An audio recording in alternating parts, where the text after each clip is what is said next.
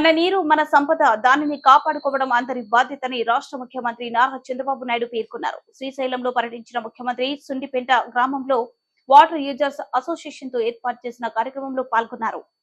ఈ సందర్భంగా ముఖ్యమంత్రి మాట్లాడుతూ, మనకు మంచి రోజులు వచ్చాయి. ఇప్పుడే శ్రీశైలం బ్రహ్మరమ మల్లికార్జున స్వామి వారిని దర్శించుకుని శ్రీశైలం ప్రాజెక్టులో పరవళ్లు తొక్కుతున్న కృష్ణమ్మకు జలహారతి ఇచ్చాను.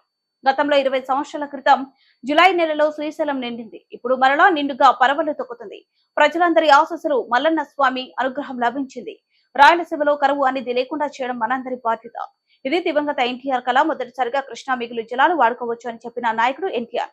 ఆయన అనేక ప్రాజెక్టులు తీసుకొచ్చారు. తెలుగు గంగ ద్వారా రాయలసీమకు నీరు ఇచ్చిన తర్వాతనే చెన్నైకి నీరు ఇస్తామని చెప్పి దాన్ని సాధ్యం చేసిన మహనీయుడు ఎన్టీఆర్. హంద్రివా ఏఎస్ఆర్బీసీ గాలేరు నగర రిజర్వాయర్ ప్రారంభిస్తే వాటిని నేను పూర్తి చేశాను.